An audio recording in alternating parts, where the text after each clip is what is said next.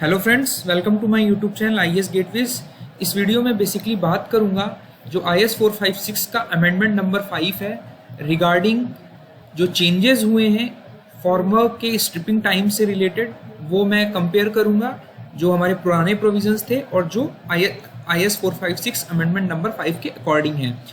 सबसे पहले मैं आपको बताता हूँ कि जो क्लॉज नंबर 11.3.1 मैंने डिस्कस किया था पार्ट 16 वीडियो में ऑफ IS 456 की सीरीज में।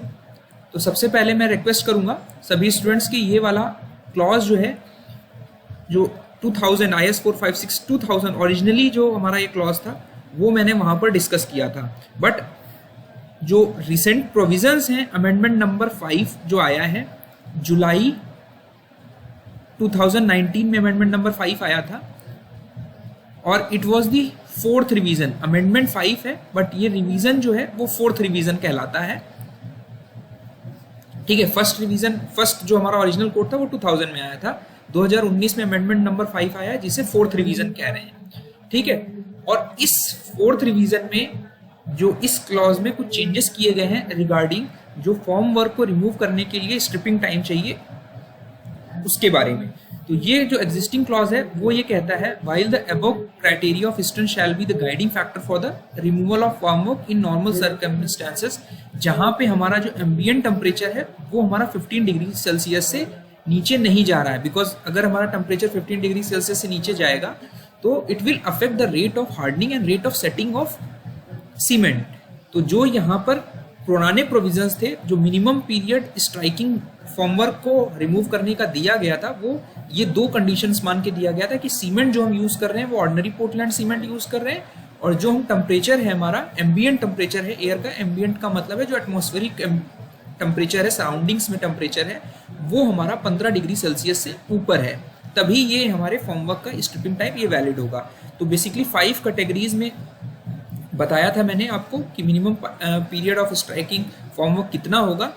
तो अब देख लेते हैं कि जो नए प्रोविजंस हैं वो क्या चेंजेस हैं। सबसे पहले जो नए प्रोविजंस में किया गया है आपका एंड के बाद से ये जो पोर्शन है कोड कहता है अमेंडमेंट 5 कि आप इसको डिलीट करिए, इसको आपको नहीं रीड आउट करना है, this has to be deleted from this clause. तो ये क्लॉज यहाँ से डिलीट किया गया है और इस चीज को इनकॉर्पोरेट किया गया है मॉडिफाइड टेबल में, और ये जो टेबल है it has been replaced by this table जिसमें सेम कैटेगरीज हैं, टाइप ऑफ फॉर्मवर्क है और जो मिनिमम पीरियड है स्ट्राइकिंग फॉर्मवर्क का वो 2 कैटेगरीज में डिवाइडेड है। 2 कैटेगरीज में इस तरह डिवाइडेड है कि जब कंक्रीट हमारी ऑर्डिनरी पोर्टलैंड सीमेंट से बनी हुई है तो हमारा minimum stripping time depending upon the type of formwork ये होगा, और जब कंक्रीट हमारी अदर देन OPC आपकी ऑर्डिनरी पोर्टलैंड सीमेंट, सपोज आप पोर्टलैंड पोजुला सीमेंट यूज कर रहे हैं या आप कोई भी सीमेंट के साथ मिनरल एडमिक्सचर यूज कर रहे हैं like fly ash and slag, तो हमारे जो मिनिमम स्ट्राइकिंग पीरियड है फॉर्मवर्क के लिए वो अलग हो जाएंगे। ठीक है, ये एक इंपॉर्टेंट चेंज है। अभी रिसेंटली जो एग्जाम हो रहे हैं PSUs के या SSC-JEE का या स्टेट PSC के लिए पॉइंट ऑफ व्यू से इंपॉर्टेंट है, इसलिए कंपेयर करके आपको देखना बहुत जरूरी है। तो सबसे पहला जो आइटम है that is vertical formwork to column walls and beams.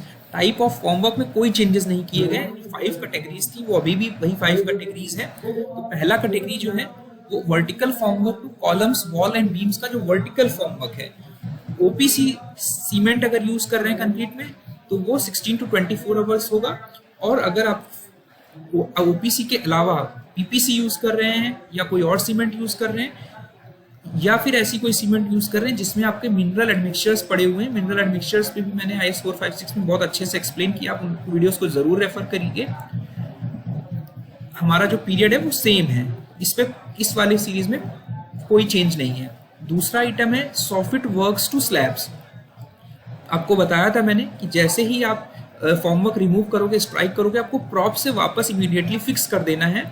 ठीक है, तो OPC वाली सीमेंट जब आप यूज कर रहे हो कंक्रीट में तो 3 डेज है और अदरवाइज आपको 7 डेज मिनिमम रखने हैं। बिकॉज यहाँ पर आप देख रहे हैं कि स्लैब्स के केस में हमारा 3 डेज से 7 डेज कर दिया गया है। रीजन ये है बिकॉज रेट ऑफ जो हार्डनिंग है, rate of gain of strength है, एक तरीके से हार्डनिंग का मतलब है rate of gain of strength, वो हमारा पोजोलोनिक, बिकॉज ये हमारे जो फ्लाई ऐश एंड स्लैग हैं दे आर पोजोलोनिक मटेरियल्स, तो जो रेट ऑफ हार्डनिंग है ये उनको स्लो कर देते हैं, तो हमारा जो स्ट्रेंथ गेन है वो ज़्यादा टाइम लेता है डिजायर्ड स्ट्रेंथ तक पहुंचने के लिए। तो फॉर्मवर्क का रिमूवल भी मैंने आपको बताया था कि that is based on the strength achieved till, जब हम उस पीरियड में हमारी क्या स्ट्रेंथ अचीव हो रही है।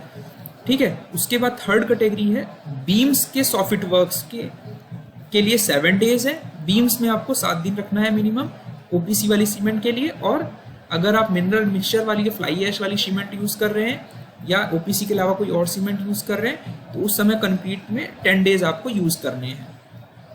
अब अगर स्लैब्स हैं हमारे, ये हमारा सॉफिट के लिए था, अब ये हमारा स्लैब्स के लिए के जो प्रॉप्स हैं ये ध्यान रखना है कि ये शटरिंग जो है ये सॉफिट की बात कर रहा है, ठीक है, और यहाँ पे स्लैब्स में प्रॉप्स की रिमूवल की बात कर रहा है।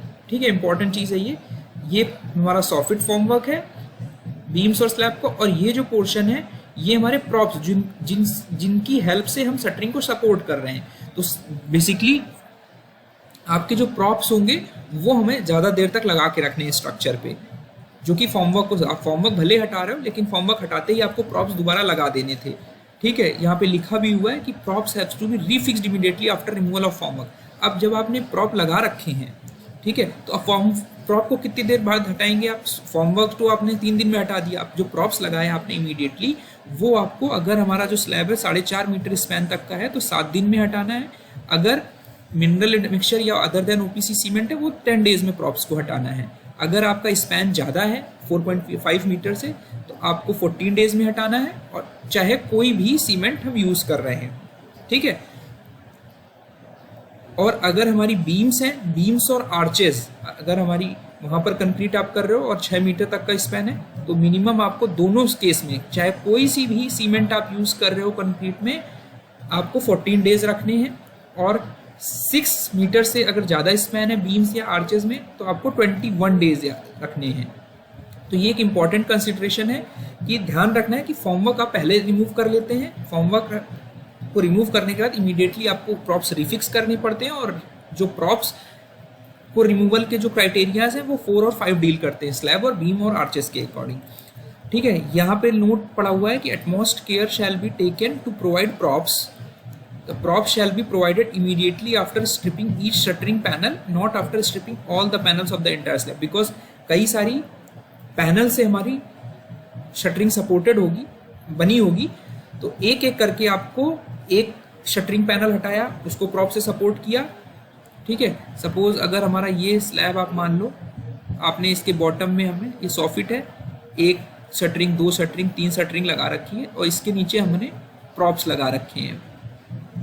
ठीक है, ये हमारी सॉफिट है, ठीक है, स्लैब की। तो आप जैसे ही ये फॉर्मवर्क हटाओगे, मान लो अगर हमारा 3 दिन में आपने हटाया तो इसको आप इमीडिएटली रिफिक्स कर दोगे, और इसको जब अगर इस 4.5 मीटर से कम था तो आप इसको फिर अगले 4 दिन बाद हटाओगे। ठीक है, यानी ये है फ्रॉम द इनिशियल डेट जब से आपने शटरिंग लगाई है, ये इस डेट के बाद नहीं है। ये ध्यान रखना है कि यहाँ पे 3 डेज यानी 4 दिन और हमें लगा के रखने हैं। ठीक है, तो ये एक इम्पॉर्टेंट क्राइटेरिया था जो चेंज किया गया है। तो अकॉर्डिंगली आप क्वेश्चन जब भी आता है तो आपको ध्यान रखना है कि वो जो कंक्रीट है उसमें किस टाइप की सीमेंट यूज़ कर रही है और उसके अकॉर्डिंग आपको आंसर करना है। तो ध्यान रखने वाली बात ये है कि जो हमारा पुराने प्रोविजंस थे उसमें जो टाइम पीरियड था वो टाइम पीरियड और ये टाइम पीरियड बिल्कुल सेम है, कोई भी चेंजेस नहीं किए गए हैं, केवल ऐड किया गया है मिनरल एडमिक्सचर्स और अदर देन ओपीसी के लिए हमारा जो पीरियड है time period of striking formwork वो कुछ आइटम्स में स्पेशली स्लैब्स में, बीम्स में और हमारे स्लैब्स में के प्रॉप रिमूवल में चेंज किया गया है। ठीक है, आई होप मेरा वीडियो आपको पसंद आया होगा। इस तरह के फर्दर वीडियोस मैं बनाता रहूँगा। Thank you.